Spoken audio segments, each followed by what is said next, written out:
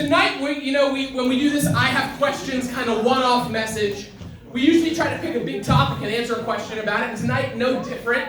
Maybe not as big of a topic that we've done in the past, but one that's still incredibly, incredibly important. So, hey, some things are scarier when you have to do them alone, right? Like, think about it. Haunted houses. Yeah, scary. Presenting in front of your class. Yeah, by yourself. Mm-hmm. First day of school. Terrifying when you're alone. All of those things, scarier without friends. I remember, I talked to you guys a lot about when I was in high school and some of the extreme sports and stuff. I talked to you guys about skateboarding and my first time dropping into a half pipe or jumping off of really high things at snow camp. And I was thinking about scary things I used to do. Are you guys familiar with street luge? Do we have the picture? Do you guys know street luge? Have you seen this? It's not as popular now, but it used to be really popular. So you lay down on this thing that kind of looks like a skateboard. So you guys know I was a skateboarder, so I'm like, oh, cool stuff to try with a skateboard. Except you go downhill really, really fast. So I had a friend, his name was Dean, and another friend, his name was John. Now, Dean lived at the top of the hill in one neighborhood, and John lived at the bottom of the hill in the same neighborhood. Lots of hills, lots of turns, lots of things like that. Since we were all cool, extreme sports kids, we thought, what if we took our skateboards and went down this hill? But it was one of those, one of the guys kind of mentions it as a joke, and then we're all like, nah, dude, that's scary. But then one by one we go I'll do it if you do it. So we take our skateboards and we mount cameras to them, and we go up to the top of the hill. Now, skateboards are not made for going this fast downhill. A regular, it starts wobbling and doing all kinds of crazy stuff. And also, street luge happens on a closed course with no cars. We decide to do it anyway. I'm not endorsing doing stupid things, but dangerous things were scary, and so we always did them. So we get going down this hill. We start, and it starts off kind of slow, and then it starts dropping fast. And my shirt gets caught in the wheel. It's going so fast, it burns a hole in my shirt. We start coming around these turns, and there's this one turn, it's just totally blind. And we're cruising probably 30 miles an hour, laying down on these skateboards as they're wobbling like this. And we come around the turn, and there's two cars, a big van and a Volkswagen Bug. And we're like, ah! As we skid around the turn, narrowly dodging the cars and making it to the bottom of the hill at John's house. We lived. We survived. We did it. We did the dangerous thing. It was terrifying. Did you do it again? We did it a lot of times that day. Again, I'm not endorsing doing stupid stuff, but my point is, things are scary until you do them with friends. Isn't that true? When we get to journey alongside other people, and you know what? I was thinking about it this week. I think church is kind of the same way. You're like, what? Church is scary? Yeah, sometimes church can be kind of intimidating. Sometimes showing up for the first time at church can be a little bit like, whoa, I don't know about this. And then there are parts of church that maybe are confusing. Maybe you wonder, why do we do these church things? What happens if, I don't know if I'm totally in on this church thing and I gotta go to church, and what if I have questions and doubts and struggles? And, we designed small groups to be a place where we can kind of sit and talk together, because we don't want church to just be come and listen to, the person up front and just hear a monologue or a lecture like school and then just go. We think church is better when we get to have a dialogue or a conversation between you and other people. So we think church is done best with other people. That's why we do small groups. The concept of small groups sounds really nice. But I recognize small groups might not be everyone's favorite. Don't shout it out if that's true of you. Hurt my feelings a little bit. But look, hey, I recognize you might have questions about why do we do small groups. Maybe you've grown up in church and you're just like, that's just the thing we do. But maybe you're new to church and you're like, I'm not so sure. Or maybe you're in a small group and sometimes you just wonder, what's the point? So you may not be that into your small group, and you might have good reasons for not being super into your small group. Some of these reasons, like this. Maybe you feel like, hey, I've already got friends. You've already got friends, so I don't need a church small group. I've already got my people. So, it kind of feels forced. Are you telling me I have to be friends with the people in my small group? So that might be one objection you have. Or another reason why you might not be super into your small group, you may not like some of the people in your small group. There we go, I just said it. Sometimes that might be on your mind, and you're like, I don't know if I like these people. We don't just assume that when we put a bunch of people into a group together that you're just going to be friends. Life doesn't work that way. Sometimes people annoy people. Sometimes people hurt people. We get it. Sometimes you don't have anything in common with anyone else in your group. Sometimes you struggle with personality differences. Sometimes you wonder, am I supposed to fit in here? Or are they supposed to fit in with me? What's the deal? Maybe it just feels a little off. Maybe another reason that you struggle with small group. Maybe you don't trust some of the people in your group. That's just real talk. Maybe you like the people in your group, but maybe you don't necessarily trust them yet. Maybe you don't know who they are outside of church. Are they going to go and talk about the things you talk about in small group? You wonder, if I share something really personal, are they going to make a joke about it? Are they going to laugh at me? Are they going to share it with someone outside the group? Are they going to talk about me? Being open and honest and vulnerable sounds really good, but maybe we're just not sure if we can trust each other yet. Maybe it's this reason. Maybe you're afraid you'll feel judged. Maybe you've got a history. Maybe you've got a reputation that isn't the best. Maybe you've made some mistakes. We get it. Maybe church is new to you. Maybe you don't know a lot about Christianity or the Bible. Maybe you're not sure what you think about religion or Jesus. And if you were really, really honest, maybe you're just afraid to speak up because you think, well, hey, people are going to think things about me. What if I sound stupid? What if I don't know what I'm talking about? Pastor Rich says from up front, hey, this is a place where we can feel safe and where we can share whatever, but I'm not totally sure if I buy that yet. So if that's you, hey, we get it. I understand. Maybe there's one more reason. Maybe you don't actually want to talk to people. Maybe you're not much of a talker in any situation. Maybe you're like, hey, I just thought church was coming about showing up and connecting with God. Why do I have to talk to other people? Why do I have to be in this small group community? So it's not that it's bad or wrong. You just hate the idea of opening up and talking with people. The list can go on. You can add other things to this list. Maybe it's a different reason. Maybe you find yourself in small group going, what am I supposed to be doing here? What's the point of small group? Maybe you're counting down the minutes till you can leave and go get something to eat. I don't know what your reasons are. I don't know what you think about small group. But that's what I want to talk about for the next few minutes tonight. So we're going to start by talking. We're going all the way back to the beginning. I'm talking creation, Genesis 1 and 2. Genesis 1 starts off by telling us that in the beginning, God created. And then it goes through a whole list of things that God made and what he thought about them. I'm gonna just list a few of these. They're not going to be on the screen, but just listen to some of these things. God created light, and he called it good. God created sky, and he said it was good. He created the land, and he created plants. What did he call them? Good. The sun and moon, good. The ocean, the animals in the ocean and the sky, good. The animals on the land, you guessed it, what? Good. Thank you. You're not sounding as excited or as about this as I am, but they were good. They're so good. And then God made a man, and he put him on the earth. And God, for the first time, said, it is not good for the man to be alone. It's not good for the man to be alone. I will make a helper who is just right for him. Did you catch that? Out of all the things that God created, sun, moon, stars, plants, seas, skies, animals, man, humans, he said it's not good for man to be alone. The first not good thing in creation was the idea of being alone. It's not good for us to be that way. What's my point? My point is that from the very beginning, when humanity was created, God looked at us and said, you are not wired to fly solo. You are not wired to be alone. You were designed for connection.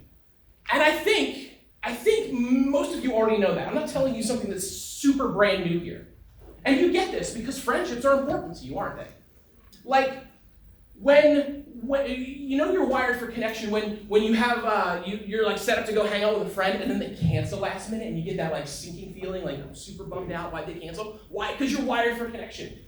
You're wired for connection when something exciting happens and the first thing you want to do is go tell a friend. You're wired for connection when something bad happens and the first thing you want to do is just talk to someone about, hey, I need a friend who just understands what I'm going through. So we're wired for connection. We get this. And we have friends because they're super important to us. So if we already have friends, Why does small group matter? Small group matters because your spiritual growth matters. Don't miss that.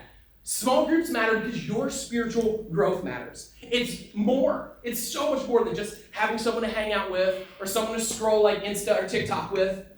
When we talk about small groups, we're talking about community, this ideal form of community where you can feel secure and you can feel accepted and you can have this connection with others, this deep connection.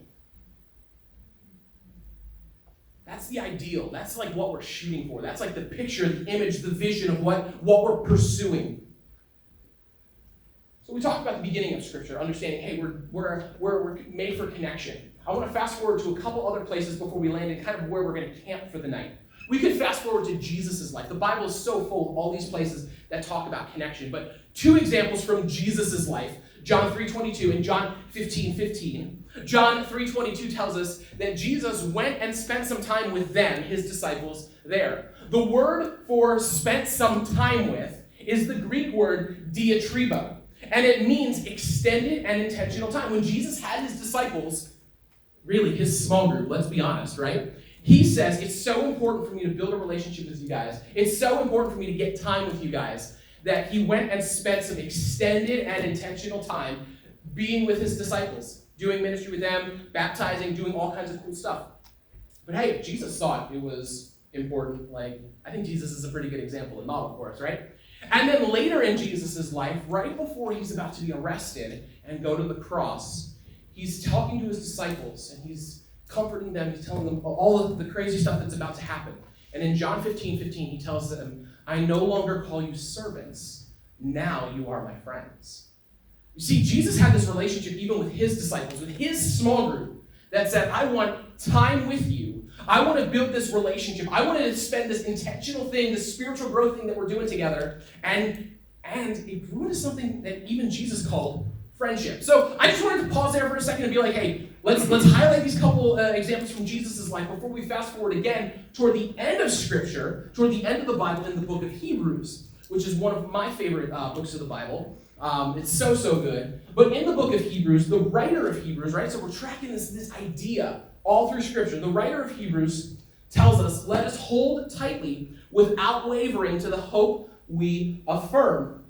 For God can be trusted to keep his promise. Let us think of ways to motivate one another to acts of love and good works. And let us not neglect meeting together, as some people do, but encourage one another, especially now that the day of his return is drawing near. So this is where I want to spend just maybe a little bit more time tonight to kind of unpack some of these principles from Hebrews. A lot of people, they'll quote this passage to talk about the importance of going to church. Like, you have to go to church. See, it's in the Bible. I think it's so much more than that. Let's unpack this for a bit. This is such a big deal. The writer of Hebrews, let's unpack the context for a second. The writer of Hebrews is writing to Jewish Christians somewhere in the mid-60s AD. Most people say somewhere between 63 and 65 AD. So about 30 years after Jesus' death. The church is still pretty new. They're figuring out, how do we live in this world? How do we apply the teachings of Jesus? And not only that, they're applying it in a culture that is really hostile toward Christians. The timing and the audience, writing to Jewish Christians at this time period, suggests a lot of things to us. Most notably, that these Christians were facing intense persecution. Literally execution, being murdered because they believed in Jesus, as well as excommunication, meaning that they were kind of kicked out of their community because they believed in Jesus. The Jews didn't want them around anymore. They're like, this Jesus guy, we don't want anything to do with him. And the Romans were like, we're not so sure what we think about this Jesus guy either, because everyone said he was a king, and there's no king but Caesar. So there was a lot of hostility toward the Jewish Christians because of their belief in Jesus. Right? So this is so much more. When the writer of Hebrews says, don't neglect meeting together, don't miss this is so much more than just saying, hey, if it's not too much trouble, would you mind skipping Netflix tonight so we can hang out? Right? This is a lot on the line. He's saying meeting consistently, meeting together as believers was so important, it was worth the risk of putting their lives on the line. Don't miss that. That's huge. There's a lot at stake. And the writer of Hebrews stresses this idea of don't give up meeting together. And he highlights some of the benefits that we receive or that we contribute, because both I think happen, when we meet together. Why? Well, look at these things. Look at these things that happen when we meet together. First, hope happens when we meet together. Hope happens when we meet together. Notice it says, hold tightly to the hope we affirm. If you look at the who's being talked about, the pronouns in these verses, there's a lot of us and a lot of we, which implies like this is a community of people gathered together. And when they gathered together, they affirmed the hope. Now, Daniel unpacked that hope a few weeks ago for us. He said that hope was that there's a hope in Jesus, that he saves us from sin. He offers us forgiveness, and he restores our relationship with God. But guess what? The hope doesn't stop there. This is a hope that fills up the Jesus follower and overflows to the world and the people around them. This is an overflowing hope, a hope that says God is working in you and he's working in me. And when we meet together, we affirm that God is doing amazing things, and we join with him in what he's doing in our world. I believe that hope motivates Jesus followers to do good works. It's why, Paul writes in Galatians to never grow weary of doing good to all people. This hope, I believe, is also the reason that Christians all throughout history have been at the forefront of making the world a better place. They're not going to be on the screen for you, but I've got a few things that, the early church was known for. Fighting ethnocentrism and racism. We see it in the book of Galatians, where you had Jewish believers and Gentile believers, and they had been raised thinking that they were each other's enemies, but then they understand that the gospel breaks down these walls of hostility and unites people who were once hostile toward one another.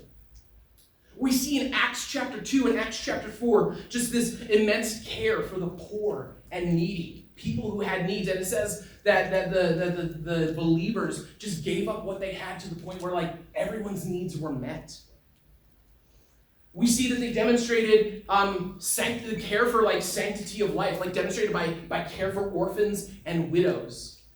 We see that in Acts 6 and James 1, telling us, man, that's so important that those people are cared for. We see unmatched hospitality in Acts 2, Romans 12, and Hebrews 13, telling us, be hospitable even to strangers. We live in a culture that says lock your doors and don't let strangers into your home. But yet the early church was care for the needy and care for strangers. Right? That's radical love. Hebrews 13 tells the believers to care for those in prison as if you were in prison yourself, and to care for the mistreated and abused. The word there literally means tormented. Right? The early church was just called to this radical love, and it's because they were recipients of God's love and God's hope, and it overflowed from them to the people around them. They wanted to share it and pass it on. Which leads us to the second thing that happens when we meet together: love and good deeds. Love and good deeds. We make each other better. We make each other stronger. We encourage each other toward love and good works. The writer of Proverbs tells us that iron sharpens iron. Guess what? It's the same concept as that Jesus-like diatribo of getting intentional time together and rubbing off on one another. Meeting together calls us and holds us accountable to what Jesus says we can be and what we should be about. And maybe the most important phrase as we read through this passage in Hebrews is this idea of not giving up. The writer of Hebrews knew that it would be super tempting, not only for his audience, but for those of us who would come after, to just skip out on this whole meeting together thing. It's easy to skip church. It's easy to skip youth group. It's easy to skip small group. I'm busy. I got such and such going on. I can't make it. We come up with excuses, right? The writer of Hebrews knew that meeting together and committing to meeting together would require commitment and sacrifice, showing up and connecting. When we think about it today, really means reprioritizing our schedules to say, this is important. I want to be with other believers. I want to grow. I want to encourage each other, and I want to be encouraged by being together. But let's be real, meeting together isn't always easy, especially when there's maybe other things you could be doing. And guess what? I'm not just talking about meeting together with other students in your group. That's important. But a lot of the book of Hebrews, interestingly enough, is devoted to the idea of having a leader, a spiritual leader, a person who knows God and is maybe a little further along than you in their faith, who can help guide you. Check out these two references from Hebrews 5 and Hebrews 13. Now in Hebrews 5, the writer of Hebrews, he's a little bit upset at the Hebrew believers, because he says, you guys should be mature and growing, but you're not. You're like spiritual infants. And he says, you need someone to teach you again the basic things about God's word. So he says, one, you need a spiritual leader, and two, you should be growing. You should be spiritually maturing, because that's what healthy Christians do. And then again in Hebrews 13. Hebrews 13 tells us to obey our spiritual leaders because they watch over us, and they're also accountable to God on our behalf. We have spiritual leaders who love us and care about us, and they're accountable to God. The truth is, we all need someone like that.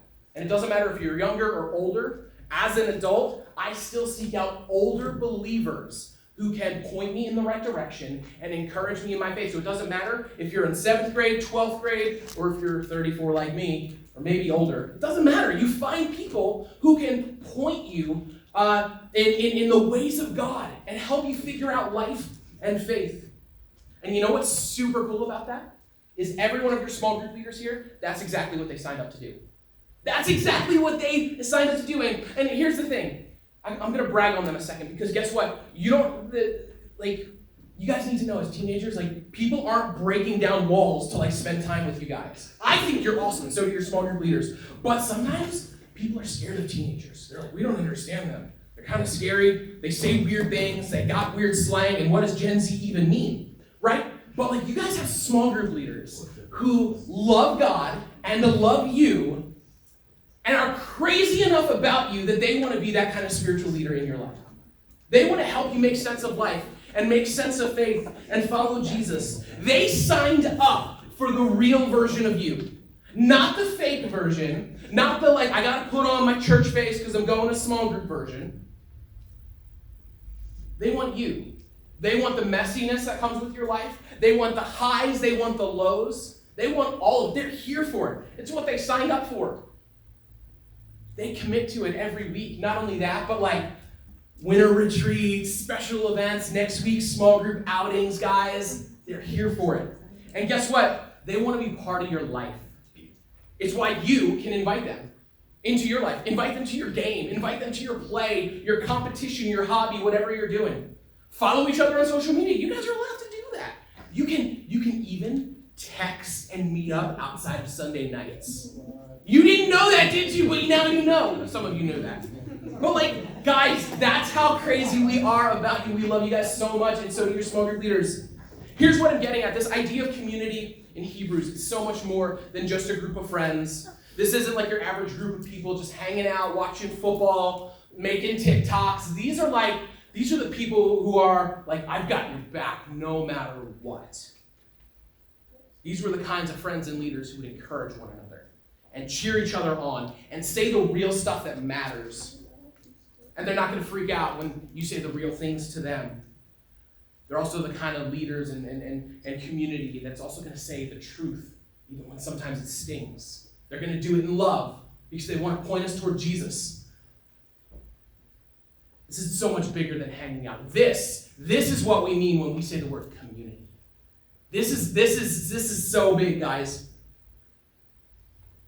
And here's the deal. The people who were meeting together in this Hebrews kind of original church, they weren't all alike. They didn't all come from the same places. They weren't all friends before they came to church together. They didn't even agree on everything. Guys, that's so important for us in our culture today when everyone wants to kind of pull back into their tribes and fight each other. The gospel breaks down barriers. If I can be real with you for a second, I think part of being a mature person is understanding you don't have to be exactly like the people around you to love them. And in fact, I believe that being different and united in Jesus shows us the power of the gospel. Some of you might be thinking, yeah, that sounds good, Pastor Rich, but my small group, it's not like that. But imagine for a second if it could be like that. What would it take? What if this kind of community that we just talked about tonight could be true of your small group experience? meeting together, motivating one another toward love and good works, and encouraging one another. It can be true of your small group. If I can be really honest with you, you've got to put something into it. When it comes to your small group, you get out what you put in. So let's talk about application for just a little bit here. See, because either your experience, your small group experience in junior high and senior high is either going to be great or it's not. There's kind of like no middle ground here. I've been doing this for a long time. And the truth is it's not something your leader can do for you. You've got to be willing to put the work in. You get to decide what your small group experience is going to be like. Your small group experience, for better or worse, is going to impact your junior and senior high years. And if I wanted, I could bring in people who've graduated from Dive, and I could bring in people who graduated who would say, man, I had the best small group. They were there for me, they encouraged me, they prayed for me, they showed up in my life, and they would brag about how good their small group is. But I could also introduce you to graduates who would say the opposite. For them, it was just an hour a week where they just kind of showed up. They didn't put in the work to make a good small group, and ultimately it didn't affect them. They just coasted through. Both are possible, and both are up to you. So what do we put into our small group experience to make it the best it can be? Here are 3 ways to make your small group experience better. First, be present. Commit to showing up to your group every week. Give it a chance. Be open to what can happen. You never know what can happen when you commit to showing up in your group. And I'm not just talking about showing up physically. Show up mentally. Be prepared to engage. If your small group leader is talking about some discussion questions, jump in. Share. And I know that can be kind of scary because you're like, I got to open myself up to talk. But you got a lot of people, what you say, you're not the only one thinking it. There are people who are wondering the same questions and they've got the same thoughts and contribute to the group. It's so good. But you've got to invest the time. And don't pretend in small group. Give it your all. See what happens. So be present. Show up. Physically, mentally, totally engaged. Second thing, create a safe place. When we talk about creating a safe place, we're not just talking about creating a place where this is nice. We're talking about a place where we can just be real. We can talk about our highs and lows. We can talk about our doubts and questions. Because you know what happens when you're in a small group where you don't trust people, or maybe you're afraid that what you shared in small group is going to get shared somewhere else? You tend to close up. You tend to talk less. You don't contribute to the group. You pretend. You fake it. And you know what? Our world has enough fake stuff going on. We don't need more of that. But this is something, creating a safe place, it doesn't happen naturally. You have to fight for it, and you have to fight for it fiercely. This is something you call out when somebody does or share something that makes your group an unsafe place. So if you're worried, if someone's sharing something in your group that's personal, and maybe it's kind of heavy, and someone maybe after it's shared laughs or makes a joke about it, you call that out. You say, hey, we don't talk about that kind of stuff like that here. We don't make fun of people. We don't treat each other that way. We want a safe place where we can be honest about our struggles and our lives. It takes a fierce commitment to protect the safety of your group. So 2 ways we can protect the safety of our group is 1, just remember what is said in small group stays in small group. Now there's a couple times where that rule, if we're talking about something that might be illegal or hurting you or hurting someone else, we generally have to take that up. We got to talk to that about people because there's some laws about that. So we got to keep it safe and legal. But man, on all other things, what's said in small group stays in small group. We want it to be a safe place. And also remember that your leaders love you. They're not going to freak out when you tell them something scary. They're not going to judge you or shame you. They're gonna love you and they're gonna walk with you through it. Third thing you can do is you can make it personal. Remember, you get out what you put in. You can't expect someone else to share if you don't share as well. So take the first step, jump in. Outside of group, send the text. Send the reply. When your leaders text, don't just leave it on read and move on with your day. Reply, be part of the community, jump in and share. Start a conversation, maybe. Maybe it means sitting with people who you don't normally sit with. Maybe it means not pretending like you don't know each other when you see each other at school. Maybe it means welcoming someone new to the group. Because guess what? Showing up for the first time can be kind of scary. It also means being willing to talk it out, even when there's hurt or pain, and even when it's tough. Make it right. We can change our experience at church and grow our relationship with God by changing the investment we put into our small group. Think about it differently. Invest differently. Engage differently. So, next week is small group outings. You might be like, it's not real church. You might be tempted to ditch it. Don't ditch small group outings. Your small group leaders are going to talk to you more about what your group is planning next week. Some of you guys might be serving. Some of you guys might be hanging out playing games. Some of you guys might be doing something else together. But the point is like, small group doesn't just happen here at church, normal Sunday night stuff. We want it to be this thing where we can grow friendships, we can invest more. And sometimes that just happens because we do fun stuff together. So jump into your small group outing next week. Don't ditch it. Contribute, be part of it. And tonight when you leave here, you should have a pretty good plan of what you're doing next week. And it'll be in the weekly update in case you forget or lose your reminders. So I'm going to pray for us. We're going to go to small groups. And we'll talk more about how we apply this stuff tonight. You'll get your small group outing assignments. And we'll go from there.